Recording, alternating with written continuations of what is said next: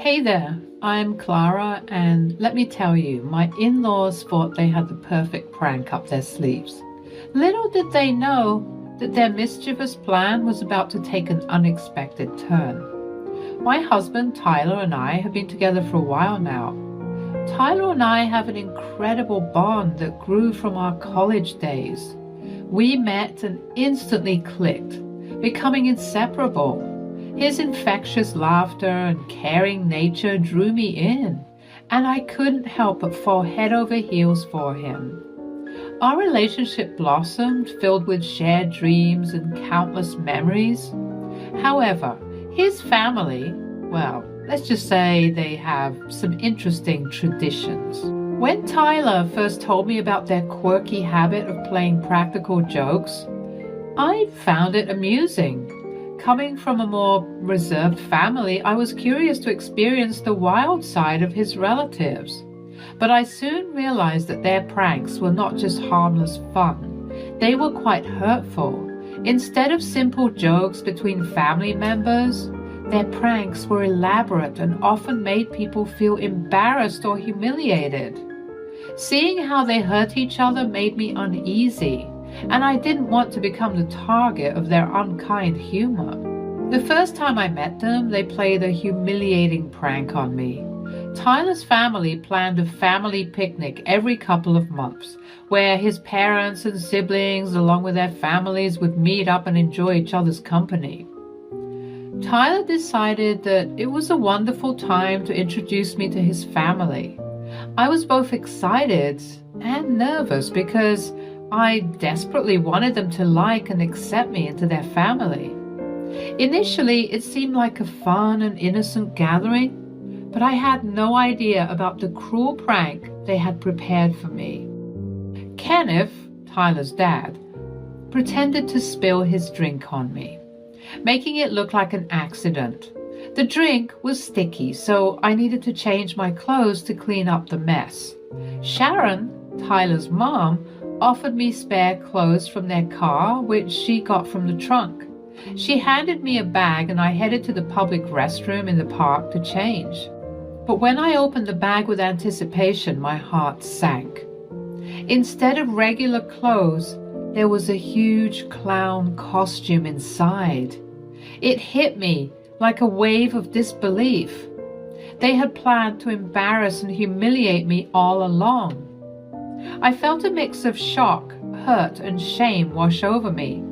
The mere thought of walking outside in a clown costume turned my face red with embarrassment. How could they go to such lengths to make me a target for their laughter?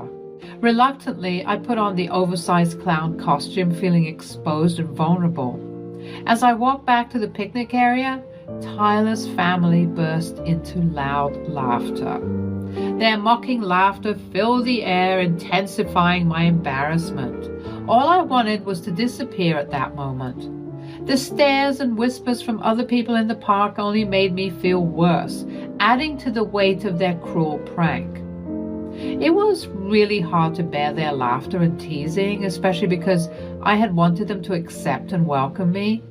But instead, they seemed to enjoy seeing me embarrassed, using it as a chance to make fun of me. I felt a mix of sadness and anger, wondering how they could find happiness in hurting me so much. It was utterly mortifying, and I felt like a fool. The emotions I experienced ranged from shock to embarrassment to anger. Tyler saw the look of pain and humiliation on my face as I returned to the picnic area wearing that silly outfit. He was mad at his family. What the hell were you guys thinking? How could you do this to Clara?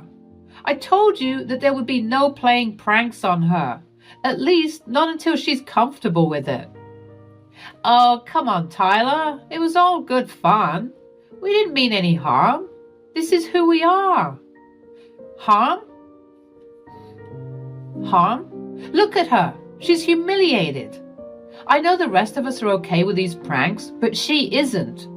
And you needed to respect that. It's the one thing I asked of you guys. Tyler, calm down. It was just a silly costume. We didn't mean for her to be so upset. Just a silly costume. Can't you see how hurt she is? You know how important she is to me, Mom. I won't tolerate this mistreatment. Tyler, we didn't realize it would upset her this much. We're sorry. Sorry isn't enough. You've broken your promise. If this ever happens again, I'm serious. I will cut ties with both of you. I won't let anyone treat Clara like this. Tyler, please. We didn't mean to hurt her. We'll make sure it doesn't happen again. I hope you mean it. I won't let anyone disrespect the person I love. I expect better from both of you. Tyler profusely apologized to me for his family and said he was sorry for what had happened. It was a real turning point for him and showed me that our relationship was more important than their warped sense of humor. His kind words and understanding were like a balm for my hurting soul, showing me that he was always there for me. Sadly, that incident strained my relationship with my in-laws. Kenneth and Sharon, my mother and father-in-law, took every opportunity to make subtle jabs at me, always referring to me as a wuss or a party pooper.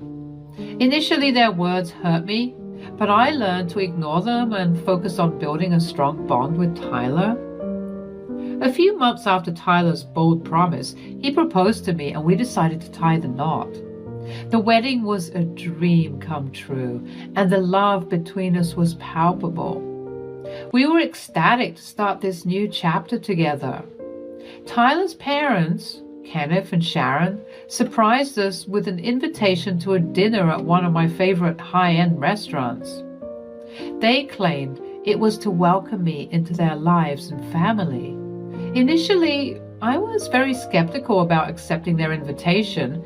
Sensing my apprehension, Kenneth texted me an apology for the way they had been treating me and promised me that their invitation was a gesture of their acceptance of me. I reluctantly said yes to the invitation. However, I still couldn't shake off the feeling that something was off. After all, I had known them long enough to suspect their ulterior motives. Luckily, I had an ace up my sleeve. The restaurant they chose happened to be owned by my close friend, Connor. Connor and I had a special bond that went beyond friendship. He was like a brother to me, always there when I needed him. Our relationship was built on years of shared memories and unconditional support. We grew up together in the same town and became best friends in high school. We had lost contact when we went off to college, but reconnected a couple of years ago. We rebuilt our friendship, and before I knew it, I was wiping away tears of joy and pride at Connor's wedding. Connor was someone I could always rely on, no matter the circumstances. He had a kind and caring nature that made me feel safe and understood. We shared countless laughs, wiped away each other's tears, and celebrated life's triumphs together. Connor was there for me during my ups and downs, offering a listening ear and wise advice. He became an integral part of my life. He even bestowed me with the honor of being named the godmother to his first child. It truly was an understatement to say that Connor was just a close friend. He was more like family to me. Hey, Connor, I need to talk to you about something. Hey, sure, what's up? So, you know my in-laws, right? Yeah, I remember meeting them. What's going on? Well, they're planning a party for me at your restaurant, but here's the thing. They love playing humiliating pranks on people. The first time I met them, they embarrassed me big time. Really? That's not cool at all. I'm sorry you had to go through that.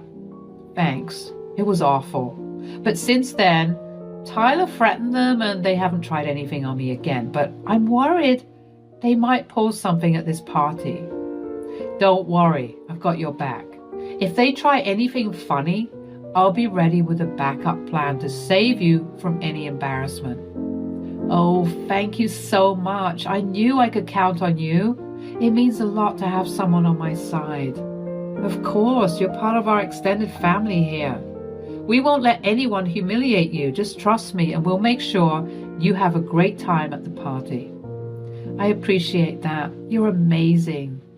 You better tell my kids that I'm amazing when they're a little more grown up. Shut up. I'll need some time to think about it. After my conversation with Connor, a wave of relief washed over me. I felt a glimmer of excitement and anticipation for the party, no longer consumed by fear. Connor's support had brought me a renewed sense of confidence, reminding me that I had allies in this battle against humiliation. Days before the party, I called Sharon and reminded her about the importance of accurate reservations. Hey, Sharon, I wanted to talk to you about the party at the restaurant. I just wanted to remind you about the importance of accurate reservations. Oh, Clara, I've got it covered. You don't need to worry about a thing. I know you're busy with the party preparations, but the restaurant has some strict policies and I want to make sure everything goes smoothly. Are you implying that I can't handle it? I've organized plenty of events before, you know. Oh, no, I didn't mean it like that. I just wanted to avoid any hiccups and make sure everything is perfect. Well, trust me, Clara. I've taken care of the reservations and everything will be in order. You can count on me. I felt a mix of relief and lingering doubt. While Sharon assured me that everything was under control, a part of me couldn't help but worry. I hoped that she truly had taken care of the reservations and that the party would go smoothly as planned. The day of the party arrived and Tyler and I stepped into the restaurant. We were greeted warmly at the reception. The employees of the restaurant had quickly become our friends thanks to how often we frequented his restaurant. A waiter escorted us to our table, but as soon as we reached our table, I noticed something was off. There was one seat missing. Panic rose within me as I asked about my seat, only to be met with uproarious laughter from Tyler's family. Tyler, clearly furious with his family, confronted them. I cannot believe you guys. This is completely out of line. You know the restaurant's policies, and yet you deliberately pulled that prank. It's not a joke when it hurts someone. Oh, come on, Tyler, lighten up. It was just a harmless prank. No, Dad, it wasn't harmless. It's humiliating, and it's not okay. You promised you wouldn't do anything like this again. Maybe it'll be a real family dinner now. I don't see why we have to invite someone who can't take a joke into our family. Mom, that's not fair. Clara is my wife, and I won't tolerate anyone disrespecting her. How do you propose to fix this prank of yours? I couldn't believe they would dismiss my feelings so easily, labeling it as a joke. It hurt to think that they didn't see the impact of their actions and didn't fully support our relationship.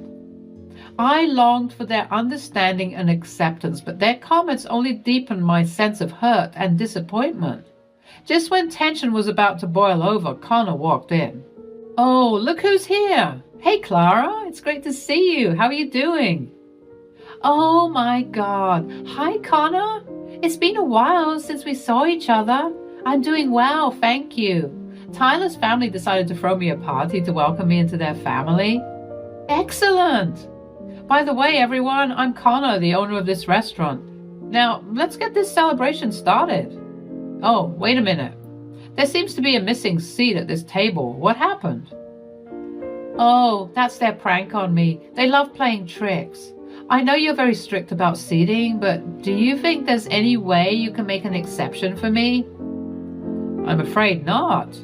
If I did this for you, I'd have to do it for everyone. Oh, but don't worry. I've got it covered. We have an empty seat in our VIP lounge. How would you and Tyler like to spend the evening there? You have a fantastic view and a comfortable spot.